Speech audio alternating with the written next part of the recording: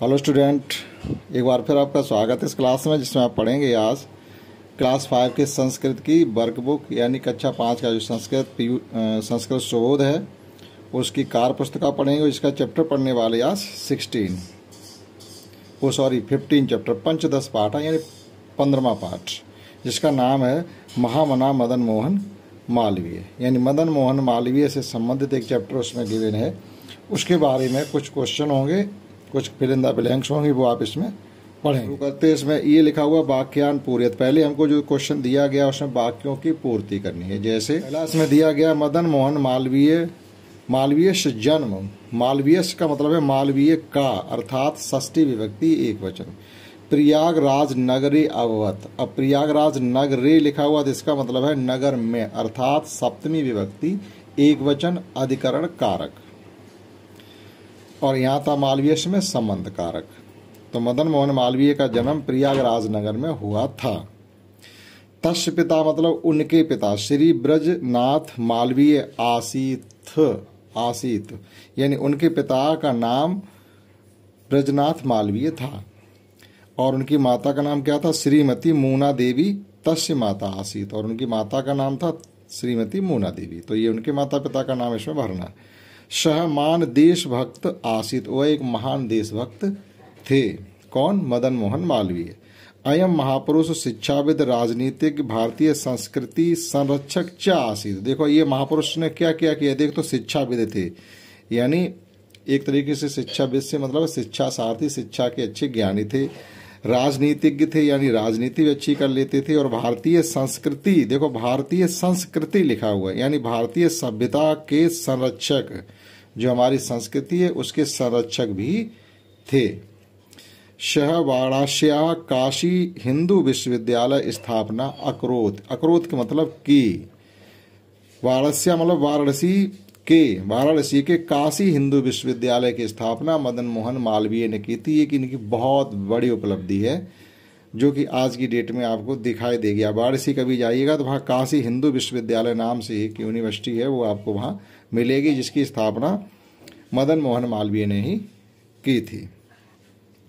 और एक और इसमें है भारतस्य सर्वोच्च सम्मान। भारतस्य मतलब भारत के, अर्थात षष्ठी विभक्ति एक वचन संबंध कारक। भारतस्य सर्वोच्च सम्मान, भारत का सर्वोच्च सम्मान कौन है? भारत रत्न। भारतस्य सर्वोच्च सम्मानेन भारत रत्नेन सह सम्मानित, उनको भारत के सर्वोच्च सम्मान भारत रत्न से भी सम्मानित किया गया। तो पहले क्वेश्चन में ये आपको इसमें फिलअप करना था। दूसरा क्वेश्चन क्या है कि वाक्यान रचयत, यानी वाक्य बनाने हैं। किस पर वाक्य बनाना? एक आसीत पे बनाना था, देशभक्त पे बनाना है, शिक्षक पे बनाना है, महापुरुष पे बनाना है, अकरोत पे बनाना है और सम्मानित पे बनाना है। यानी बहुत से क्वेश्चन ऊपर जो लिखे थे, जो फिल इन द ब्लैंक वाले सेंटेंस, आप चाहो तो नहीं का यूज कर सकते हो, किताब की सहायता ले सकते हो। यहाँ पर हमने लिखे हैं आसित का मतलब एक ऐसा वाक्य बनाना जिसमें आसित आ जाए। जैसे तस् पिता श्री ब्रजनाथ मालवीय आसित, उनके पिता का नाम ब्रजनाथ मालवीय था। देशभक्त सह मान, देशभक्त अस्ति आसित, वो एक महान देशभक्त थे। शिक्षक उच्च शिक्षा प्राप्त सह राजकीय विद्यालय शिक्षक अवत्य को उच्च शिक्षा प्राप्ति करने के बाद एक राजकीय विद्यालय में यानी सरकारी कॉलेज में उन्होंने शिक्षक का काम भी किया। महापुरुष अयम महापुरुष शिक्षाविद राजनीतिज्ञ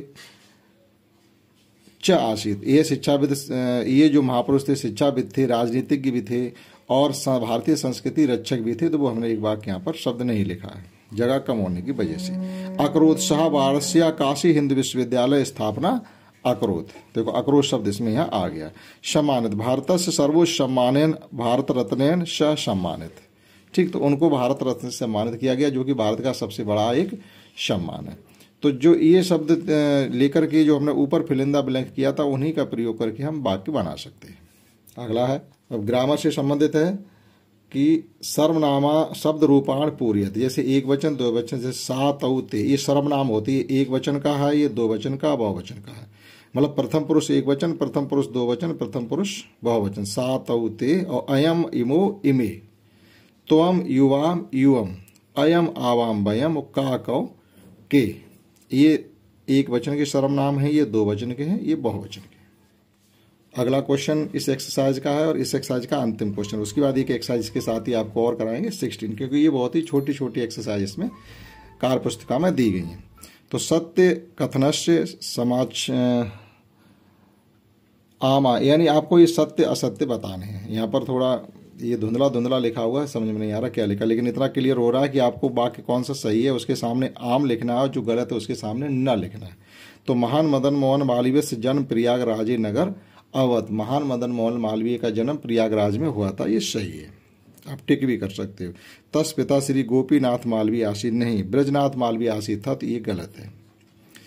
ससवी शाह संस्कृत अफटत, उन्होंने मतलब प्रारंभ से ही संस्कृत की शिक्षा प्राप्त की, ऐसा उसमें कहीं कुछ नहीं कहा गया। उच्च शिक्षा प्राप्त सा राजकीय विद्यालय शिक्षक न अवहत लिखा हुआ, जबकि शिक्षक हुए थे, तो ये भी गलत हो जाएगा। अयम महापुरुष शिक्षाविद राजनीतिक भारतीय संस्कृति संरक्षा आसित, ये बिल्कुल सही है। तो इस प्रकार से चैप्टर 15 की एक्सरसाइज थी, वो आपको हमने कराई है। इसी के साथ हम देखते हैं चैप्टर 16 की एक्सरसाइज। 16 चैप्टर है, षोडश पाठ है, मतलब काकस्य उद्यम, कौए का परिश्रम। तो यहाँ पर फिल इन द ब्लैंक्स है जो आप चैप्टर की सहायता से देख के भर सकते हो, मतलब चित्र में वो क्या कर रहा है वह देख करके यहाँ लिखना है। तो चित्राण दृष्टवा तद विषय वाक्यान लिखत, चित्र को देख करके फिर उसके विषय में यहाँ पर वाक्य लिखने से। एक अस्मन बने एक काक आसित, एक बार एक वन में एक कौवा था। एकदा सहा पिपासिया आकुल अवध, एक बार वह प्यास से व्याकुल हो गया।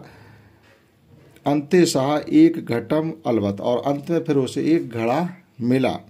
तस्मन घटे स्व अल्पम जलम आसीत, लेकिन था क्या, उस घड़े में बहुत कम जल था, अर्थात उसकी चोंच वहां तक नहीं पहुंच पाती जो पी लेता। अतः सहा जलम पातुम असमर्थ अवत, अतः वह जल पाने में असमर्थ हो गया, मतलब जल नहीं प्राप्त कर पा रहा था, घड़े में जल तो था। अगला चित्र देखिएगा। अत सा एक उपायम अचिंत्यत, अब जब देखा उसने कि जल हमें नहीं मिल रहा तो उसके दिमाग में एक आइडिया आया। क्या, शाह दूरात पाषाण खंडान आनी घटे अक्षिप्ता एव क्रमेण जले ऊपर समागच्छत। अब उसके दिमाग में विचार आया कि जैसे जैसे वो क्या करता था, दूर से पत्थर लाता था, छोटे छोटे पत्थर टुकड़े उसमें डालने लगा।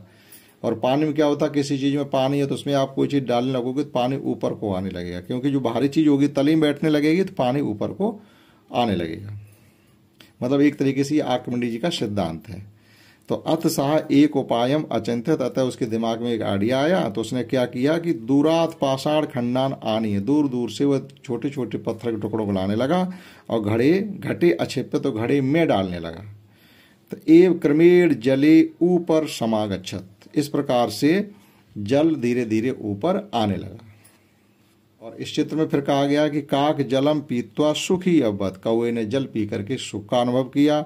उद्यमनस्य प्रभावीण काक सफल अवत, देखो उद्यम के प्रभाव से, यानी उसने मेहनत की तो उसे क्या फल मिला, वह सफल हो गया, अर्थात उसे पानी पीने के लिए मिला। उद्यमस्य प्रभावीण एव सर्वे जीवने सफला भवंत, देखो उद्यम के प्रभाव से ही सभी लोगों के जीवन सफल होते हैं, अर्थात परिश्रम करना चाहिए। उक्त देखो सही ही कहा गया है कि सूक्ति यहाँ पर दी गई, उद्यमेन ही सिद्ध्यंता कार्याणि न मनोरथा, ये कहा गया है कि उद्यम करने से ही आपके सभी कार्य सिद्ध होंगे, लेकिन अगर आप मन में विचार करते रहने से कुछ भी होने वाला नहीं है, काम करने से काम होगा। उदाहरण अनुसारम वाक निर्माणम करो, देखो यहाँ पर का खा गा 3 स्तंभ इस प्रकार से दिए गए। करना क्या है, एक इसमें से लेना, एक इसमें से और एक इसमें से लेकर के वाक्य बनाना है और उसे लास्ट में नीचे खाली जगह दी गई वहाँ लिखना है।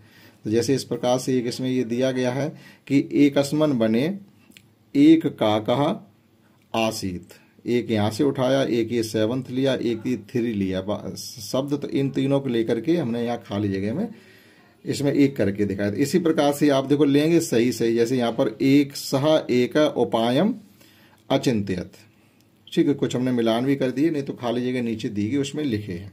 तो आप चाहो इनको सीरियल से भी लिख सकते हो, जिस प्रकार से स्टोरी में आए उस प्रकार से, या आगे पीछे भी लिख सकते हो। यहाँ पर थोड़ी आगे पीछे हैं। काक एक घटम अलवत, कौए को घड़ा मिला। जलाशय बने स्थिता अभ्रत, जल की तलाश में जन वन में इधर उधर घूमता रहा। शाह एक उपायम अचिंत्यत, तो उसके दिमाग में एक विचार आया। क्रमेण जलम ऊपर समागच्छत, फिर धीरे धीरे जल ऊपर आने लगा। उद्यमनस्य प्रभावीण सर्वे जीवने सफला भवन्ति। देखो उद्यम के प्रभाव से सभी लोगों के जीवन सफल होते हैं। सा पिपासाया आकुल आसी, तो प्यास से व्याकुल था। तो ये क्रम से भी आप लिख सकते हैं, ये आगे पीछे लिखे हुए। थोड़े ग्रामर के क्वेश्चन इसमें एक दो और हैं, उन्हें देखते हैं। जैसे ये लट लकार के शब्द दिए गए। लट लकार का मतलब होता है भूतकाल, और आपको लंग लकार के शब्द होते हैं भूतकाल में, और लट लकार होता है वर्तमान काल, यानी पास्ट टेंस से प्रेजेंट टेंस में हमें चेंज करने हैं। तो जैसे अभवत का हो जाएगा भवत। अभवत होता है पास्ट में, और भवत मीन्स होता है और हुआ। अभ्रमत मतलब घूमा, भ्रमत मतलब घूमता है। पश्यत मीन्स देखा, पश्यत अपश्यत मीन्स देखा, पश्यत देखता है। अलभत मीन्स मिला, और लभते मीन्स मिलता है।